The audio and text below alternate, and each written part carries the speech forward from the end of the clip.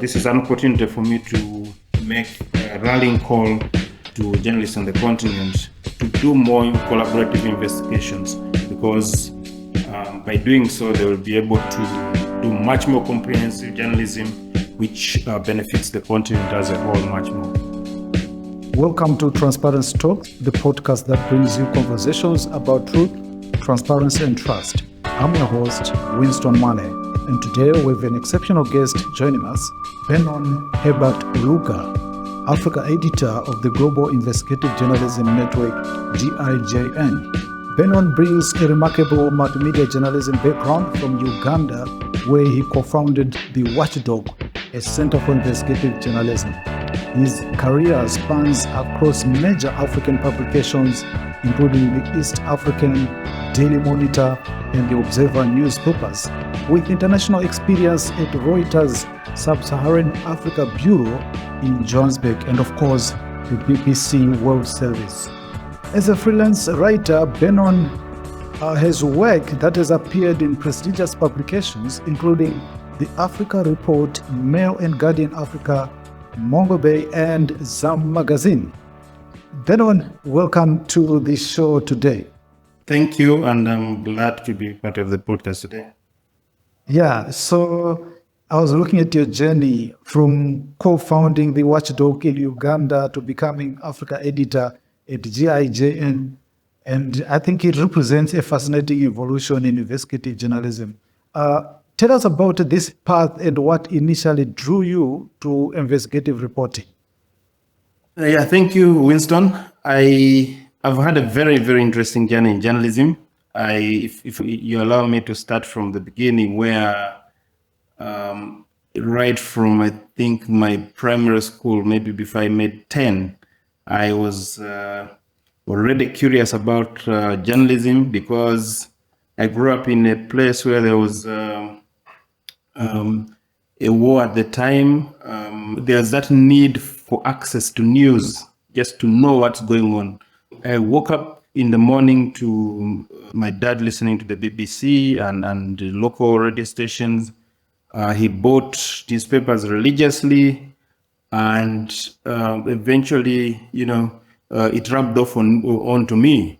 And I was already, by my primary school,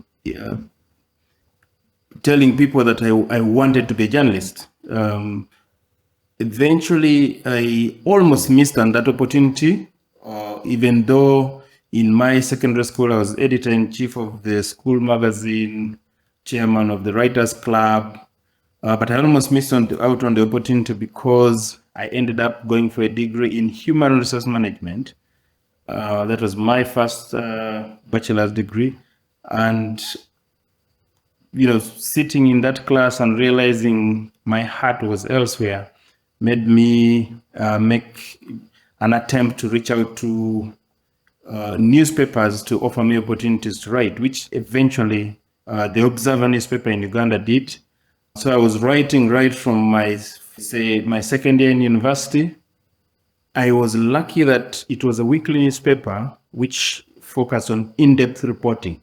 So my orientation into journalism was straight away into in-depth reporting, into analysis, into investigations, and that built in me a passion for looking at things beyond what was on the surface.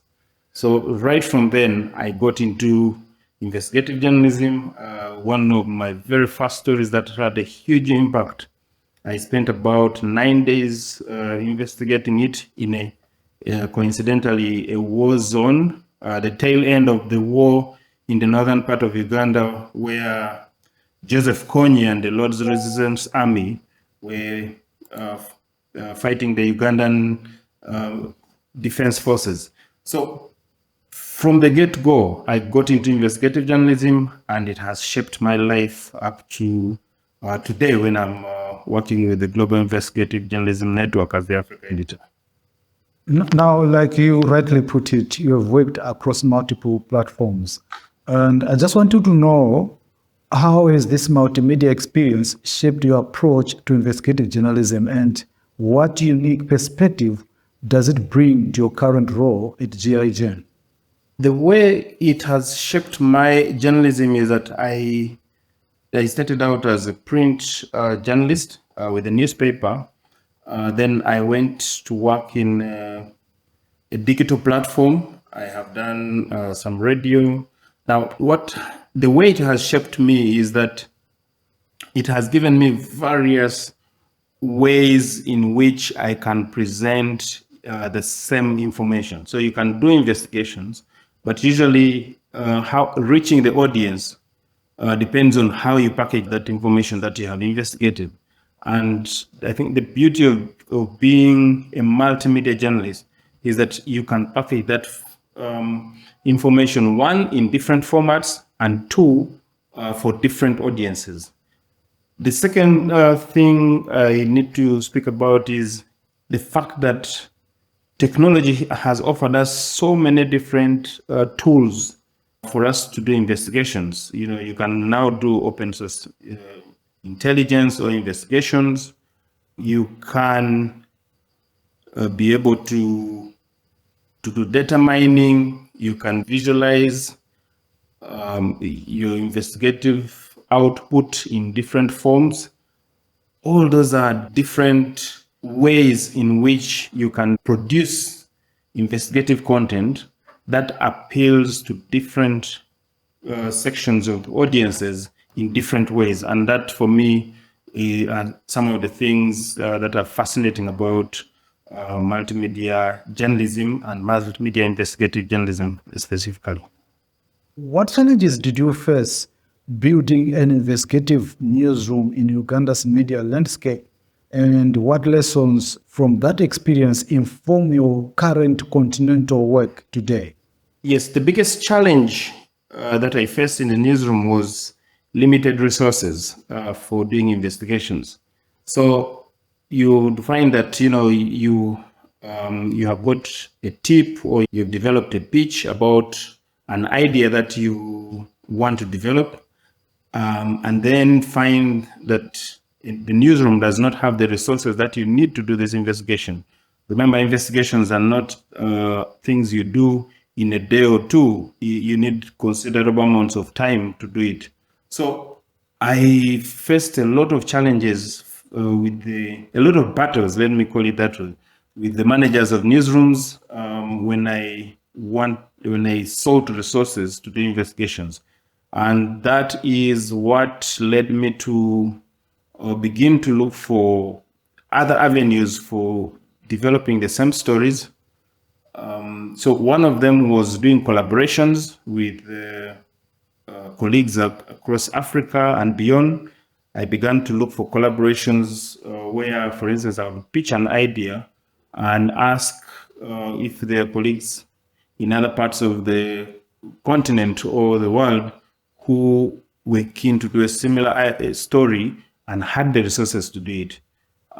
That allowed me to do a number of investigations that would otherwise not have been possible if I depended entirely on the resources of some of the media houses I worked for. And then that led me to think, how about if I institutionalized this effort to do collaborations and seek for funding? And that's what led to the birth of the Watchdog, which you mentioned earlier. And through the Watchdog, again, I was able to source for the kind of alternative funding for investigations, which would not have been possible if I had just concentrated on the local resources available. That background, sourcing for funding, led me into becoming a part of the Africa Investigative Publishing Collective, a group of African watchdog journalists who were facing similar issues with funding and decided to come together to source for this funding to do stories. And we did some, very interesting work with our collaborative investigations. Then that led me onwards to the work that I do now with the Global Investigative Journalism Network. And I think the lesson that came from those challenges, and what I was able to achieve is that there is always opportunity in whichever challenges exist. You don't have to fold your hands and say, I don't have funding, for instance, and it's the end of the world. I can't do the investigation that I want to do. It is you need to look at what opportunities exist amidst the challenges that you're facing, and that for me is how I've looked at the practice of doing investigative journalism. Wherever there is a door that is closed, you can try to look elsewhere to see if another one will open. And that has really served me well. And I hope that colleagues on the continent who are feeling that they are at their tether's end can also begin to think broadly about the opportunities that can emerge from what seem like challenges that might curtail their ability to do the work that they want to do. I'm much interested in the African Investigative Publishing Collective, which I think represents a collaborative approach to journalism. How does this model of collective investigation differ from traditional newsroom approaches, and what advantages does it offer for tackling cross-border stories? So the African Investigative Publishing Collective was one of the avenues through which collaborative investigations were being done. The collective eventually evolved into an organization called the Network of African Investigative Reporters and Editors, which continues to do the kind of work that the collective used to do. What is happening on the continent is that there are now more opportunities for collaboration because journalists on the continent are getting much more networked than ever before. When we were part of the collective, it was almost a pioneering effort to do collaborations. Since then, you will find that in Southern Africa, you have the IJ Hub, which brings together about 13 investigative journalism units in the different countries in Southern Africa. In West Africa, you have Senozo, which has also helped to bring together a number of investigative journalism organizations. African Censored in East Africa has developed the East African Network of Investigative Journalists. And so you'll find, and in Central Africa, there's something similar happening. So you'll find that now there is much more closeness in investigations, mainly because journalists have recognized that stories are transboundary in nature. Many of them now go across boundaries. A company that operates in South Africa has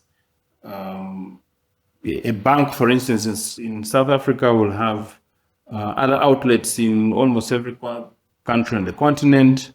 A politician in Uganda will have offshore accounts in Mauritius, that kind of thing. Traffickers from Nigeria will go through, will have partners in Cameroon. So you need to develop the capacity to do those collaborations in order to be able to be effective as journalists.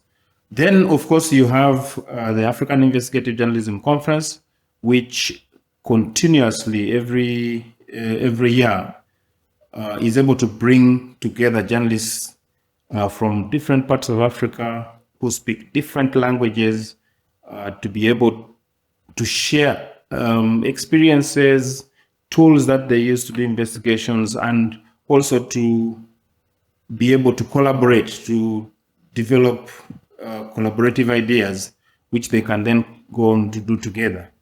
I will also speak about the GIJN Africa WhatsApp group, which has more than 350 journalists from different parts of Africa who communicate on a daily basis, sharing resources for investigations, tools, opportunities, just having conversations, comparing notes, sharing the stories that they have done, and examining how those stories, the kind of impact those kinds of stories have had.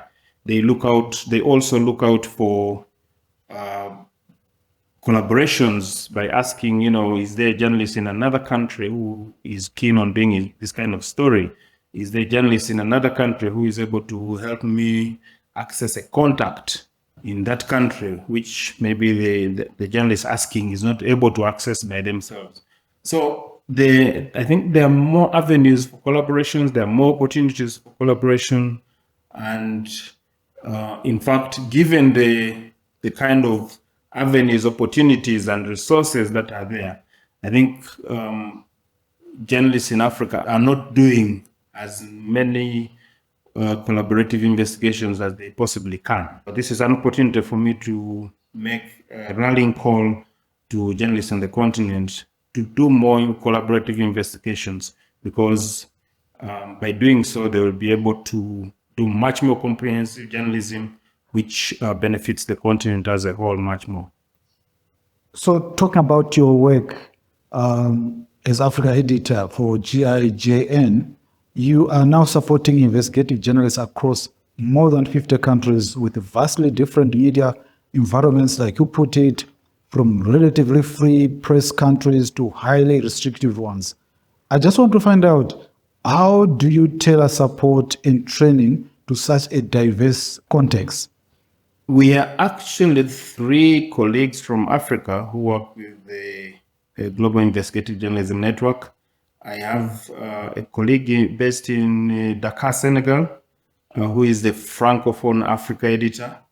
And I have another colleague based in Cote d'Ivoire who does work with the resource center, ensuring that input from Africa goes into the kind of guides and tip sheets that we produce to help journalists enhance their capacity to do investigative journalism. Now,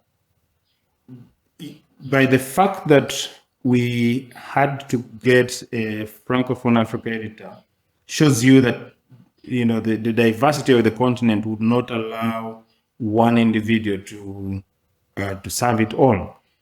And also the resource center colleague who is based in Cote d'Ivoire. So we have tried as a network to sort of subdivide Africa by language, such that the English-speaking Africa, largely Anglophone Africa, gets the resources in English. Francophone Africa gets those resources in French, and then the North African colleagues get their resources with the help of our Middle East editor who speaks Arabic. And we do translate whichever resources we produce into several languages. I think there are about 12 at the moment, including English, French, and Arabic. In addition to that, we have translated a good number of GIJN resources into 4 African languages. That is Kinyarwanda, Swahili, Amharic, and Hausa in Nigeria. So we have tried to serve different speakers of African languages who may not exactly be able to benefit from the resources we translate into French, English, and Arabic. That effort is an appreciation of the challenges or the diversity of the continent, and the challenge of ensuring that we reach every journalist with the resources that we offer. Beyond the guides and the tip sheets, we organize regular webinars, capacity development webinars, which again are translated into different languages. In fact, we have a webinar coming on September 16th, which will be in English and translated into French, or the other way around, where a speaker speaks in French to be translated into English. Then we try to coordinate journalists to produce some of their collaborations by helping them find sources in different regions where, for instance, they do not have contacts. So a journalist who speaks Portuguese will reach out to us and maybe want to collaborate with somebody from an English-speaking country. We facilitate that. We are also helping with connecting journalists to other regions around the world. A journalist in Kenya who wants to get in touch with a colleague in Thailand or in China or in Brazil will be able to reach out to us, and we help them to get in contact with somebody with whom they can do their collaboration. So all those are efforts to really narrow down the cultural and language differences among investigative journalists so that they can be able to do much more than they would possibly have been able to do without GIJN intervention. So from your vantage point at GIJN, coordinating across the continent, what emerging trends or threats to press freedom are you most concerned about, and how is the investigative journalism community responding? There are numerous challenges, as you can imagine, but it does not mean that we are not able to do our work amidst those challenges. I think, like they say, there's that saying about a hunter learning to shoot without missing, while the bird learns to fly without perching. And I think that saying fits right into the kind of environment we work with in journalism. One of the things that worries me is the slide into more autocratic leadership. Africa was making progress democratically, but we are seeing a number of military coups. We are seeing governments that were making strides in enhancing democracy in their jurisdictions seem to be much more autocratic, and the global environment is not helping. Because of that, we are seeing it's much more difficult for journalists to do their work, especially if it is work that you're doing locally. Journalists, for instance, in capitals of different countries who are well known, consider a journalist in a rural area in any part of Africa who is trying to do investigations. They're easily hounded and they're shut down much more easily. And yet organizations like GIJN, for instance, do not have the reach, or even you could talk about CPJ or Reporters Without Borders. They do not have the reach to ensure that such journalists can operate without interference from increasingly autocratic leaders, even within the local politics where they operate.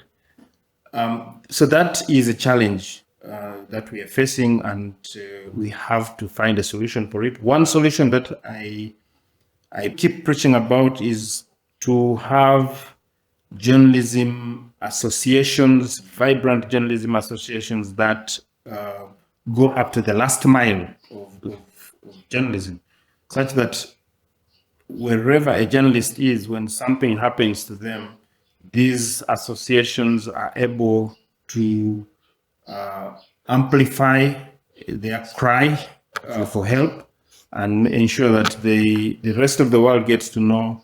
And then the big players in terms of helping to secure journalists like CPJ, Reporters Without Borders, IPI can then come out and speak up on behalf of these journalists. The collaborations help a lot because it normally means the stories can be published or broadcast beyond the localities where they were produced, and that means usually that the journalists are insulated in a way by the fact that a much bigger audience has got to know about this story, and those who want to come after journalists think twice before they do so. There are other challenges, of course. Resources are getting much more scarce. But like I said earlier, where there are such challenges, we can find opportunities. And one of the things we try to support journalists with is in diversifying their investigative story packaging formats and try to find much more sustainable ways of doing their work. All right. What role do you see technology and digital tools, and of course AI, playing in strengthening, investigative journalism across Africa? And how is GIJN preparing journalists for these evolving capabilities? Thank you. And so journalists have always been at the forefront of using technology to do their work. If you recall from the days of radio or TV, then you have, when the computers came into play, journalists were, media organizations were some of the first to set up websites. So I think journalists are very good at using emerging tools to enhance their work. And with AI, with open source tools and others, I think it will help journalists to further sharpen their ability to source for information, but also to broadcast it to the world. I don't think those tools are a threat, or those emerging technologies are a threat if journalists are able to use them well. And I think already, if you look across Africa, there are many journalists who are using these tools to enhance their work and make it much better. And I hope that others will look to such journalists for inspiration to use technology to improve their work. And for aspiring investigative journalists across the continent who may be working in challenging environments with limited resources, what practical advice would you give them about building sustainable investigative practices? We are in a period of learning in terms of developing sustainable journalism practices in the AI and digital journalism era. So, but good journalism always stands out. So I encourage those who are trying to do journalism amidst all these challenges to look to where the opportunities are to make their journalism stand out, because good journalism will always have an audience. Good journalism will always propel itself to all the audiences that deserve to get it. So take advantage of the opportunities that are there, take advantage of the technologies, and continue to innovate as you do your journalism, even within the current environment. Finally, as someone who has worked from the grassroots level to continental coordination, what changes need to happen to create a more supportive ecosystem for investigative journalism across Africa? I believe strongly in the strength of the numbers in journalism, for not just for safety and security of journalists, but also for ensuring that we continue to sustain the profession. So I think as journalists do their work, they should look for avenues through which they can network with other journalists. When you attend these gatherings where journalists come together to think about the profession, where journalists meet people involved in tech, meet colleagues involved in data, like data experts, there are always different opportunities that come through there. Journalists are not going to be the ones to change journalism on their own. they need the input. If we're inward looking, we miss out on opportunities. But if we're outward looking and trying to learn from others, other experts, then the opportunities come through. I will end with a saying that, the light bulb was not created by improving the efficiency of the candle. For the light bulb to be created, somebody had to think outside the box, outside the thinking that created the candle. They did not think, oh, can I create a lamp? They had to think outside the box. And to do that, they had to depend on the expertise of others to achieve that. So I think journalists should similarly look beyond the journalism profession for the kind of technology, the kind of knowledge that can open up journalism to other opportunities beyond those that exist at the moment. Thanks so much, Benon, for joining us today. We appreciate your time. We know you're a busy schedule, but we really appreciate it. Thank you so much for having me. It's been a great conversation. Thank you. All right. Thanks so much. That concludes this episode of Transparency Talks. We are deeply grateful to Benon Hebert Oluka for joining us today in sharing his insights on building investigative journalism capacity across Africa. And of course, his remarkable journey from local newsroom founder, continental coordinator, and his vital work strengthening the African investigative journalism ecosystem through GIJN. If you found this episode valuable, please share it with others and of course leave us a review, and join us next time for more conversations about truth, transparency and trust. This has been your host, Winston Mwale.